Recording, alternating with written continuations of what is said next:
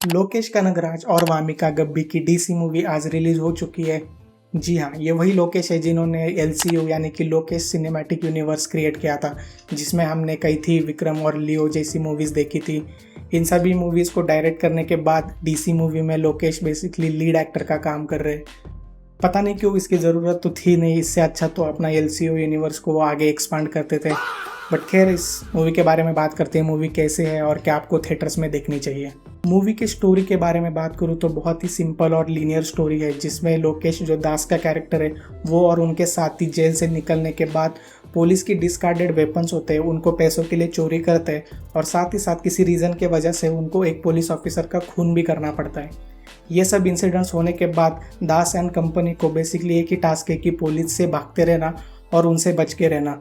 Through out the movie ये जो police और दास एंड कंपनी का जो चेस है, उनके बीच में जो सिचुएशंस क्रिएट होती रहती है, पूरी मूवी इसी के अराउंड घूमती रहती है। परफॉर्मेंसेस की बात करूँ तो लोकेश एज ए एक्टर मुझे बहुत ही अच्छे लगे। इतनी सारी मूवीज़ डायरेक्ट करने के बाद जब वो पहली बार as a lead actor debut कर रहे, उनका परफॉर्मेंस बहुत ही अच्छा था। स्पेशली जो इमोशनल सीन्स थे और एक्शन वाले सीन्स थे वो बहुत अच्छे से उन्होंने नेल डाउन करे। मूवी में वामिका गब्बी भी है जो बेसिकली एक सेक्स वर्कर का कैरेक्टर प्ले कर रही है, और वो मूवी में बेसिकली एक पॉइंट आता है जहाँ पे लोकेश कनगराज वामिका से यानी कि उनका कैरेक्टर जो चंद्रा है उनसे मिलती है, एंड लोकेश को यानी कि दास को जब उनकी बैकग्राउंड के बारे में पता चलता है, उनकी स्टोरी जानने के बाद वो डिसाइड करते हैं कि वो वामिका को वहाँ से रेस्क्यू करेंगे और अपने ग्रुप में उनको शामिल कर लेंगे। एंड उस पॉइंट के बाद चंद्रा जो होती है वो अपने लोकेश के ग्रुप यानी कि दास के ग्रुप का बहुत ही एक इम्पॉर्टेंट पार्ट बनती है, और जो पुलिस से एस्केप सीक्वेंस चल रहा होता है वो भी उसका एक अहम किरदार बन जाती है।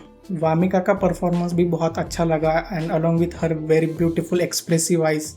ओ माय गॉड, उसकी वामिका की क्या ही आँखें है, वो the way her eyes were expressing along with her facial expressions was amazing.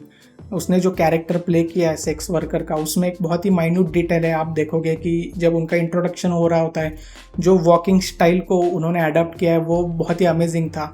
बहुत ही अच्छे तरीके से उन्होंने वो वॉकिंग स्टाइल को पकड़ा है।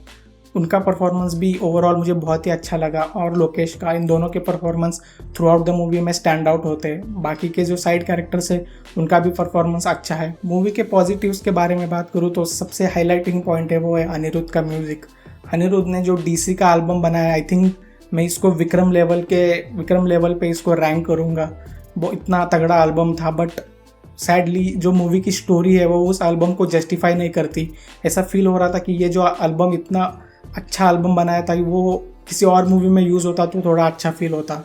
ये स्टोरी उसको जस्टिफाई नहीं करती। हालांकि जो ओवरऑल एल्बम है अनिरुद्ध ने, आई थिंक इस मूवी में overall including background songs and BGM को मिला के टोटल 15 सॉन्ग्स है, और सारे के सारे सॉन्ग्स बहुत ही अमेजिंग है। Specially the Raga of revenge, जो इंटरवल ब्लॉक में और क्लाइमैक्स ब्लॉक में ये सॉन्ग जब बजता है, वो I think this was the highlight of the movie. इसके साथ साथ जब चंद्रा का कैरेक्टर इंट्रोडक्शन होता है, उस टाइम पे जो बैकग्राउंड म्यूजिक बजता है वो भी मुझे बहुत अच्छा लगा। अनिरुद्ध के म्यूजिक का एक और प्लस पॉइंट है कि इस मूवी में जो सारे गाने हैं वो मेजॉरिटी ऑफ द गाने जो क्लासिकल सॉन्ग्स है, और बाकी के गाने जिनमें इंग्लिश लिरिक्स यूज हुए, उसी की वजह से हिंदी वर्जन में भी मूवी के जो सॉन्ग्स है वो डब नहीं हुए, क्योंकि उसमें तमिल लिरिक्स है ही नहीं।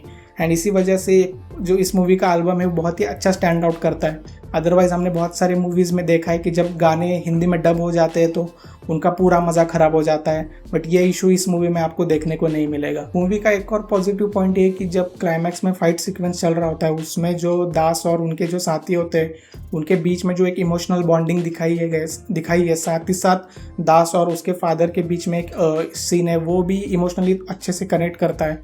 एंड उसके साथ साथ जो फाइट सीक्वेंस है, जो ओवरऑल मूवी का एक्शन है, वो काफ़ी रॉ और इम्पैक्टफुल फील होता है। मेजॉरिटी ऑफ द टाइम आपको गन्स के साथ ही एक्शन देखने को मिलेगा, और कुछ कुछ जगह पे हैंड टू हैंड कॉम्बैट दिखाया है, वो भी काफ़ी अच्छा है। मूवी के सबसे बड़ा निगेटिव पॉइंट मूवी की स्टोरी ही है। मूवी की जो स्टोरी है वो पूरी तरीके से लीनियर वे में चलती रहती है थ्रू आउट द मूवी। किसी भी तरीके के आपको फ्लैशबैक्स दिखाई नहीं जाते, पूरी लीनियर वे में स्टोरी चलती रहती है, जो कि एक टाइम के बाद आप इजीली उसका क्लाइमैक्स प्रेडिक्ट कर चुके होते हो, और उसी वजह से मूवी का जो मज़ा है वो बहुत कम हो जाता है। हालांकि इतनी सिंपल स्टोरी होने के बावजूद मूवी का जो स्क्रीन प्ले है एंड सिनेमाटोग्राफी है वो उसको पकड़ के एंड तक लेके जाती है। तो अब सवाल है कि क्या आपको ये मूवी थिएटर्स में देखनी चाहिए। अगर आपको लोकेश को एज अ एक्टर देखना है, उनके डायरेक्टर वाले रोल के बाद उनको एक्शन करते हुए इमोशनल सीन्स में उनको देखना है, साथ ही साथ आपको वामिका गब्बी का एक बहुत ही अच्छा परफॉर्मेंस देखने को मिलेगा अलॉन्ग विद द अनिरुद्ध का एक बैंगर म्यूजिक एल्बम, तो आप डेफिनेटली इसको ट्राई कर सकते हो। बाकी सारे ऑडियंस को जिनको लोकेश को ने पता नहीं है, उनको पहली बार देखना चाह रहे हो, तो as a time pass over the weekend आपको एक मूवी देखनी है तो आप इसको ट्राई कर सकते हो। Otherwise you can skip it, आप कुछ बहुत ज़्यादा मिस नहीं कर रहे हो। तो या overall this was the review of DC movie from my side. मैं मिलूंगा आपको नेक्स्ट वीडियो में किसी और मूवी के रिव्यू के साथ। तब तक अपना और अपने घर वालों का ध्यान रखना। Bye bye.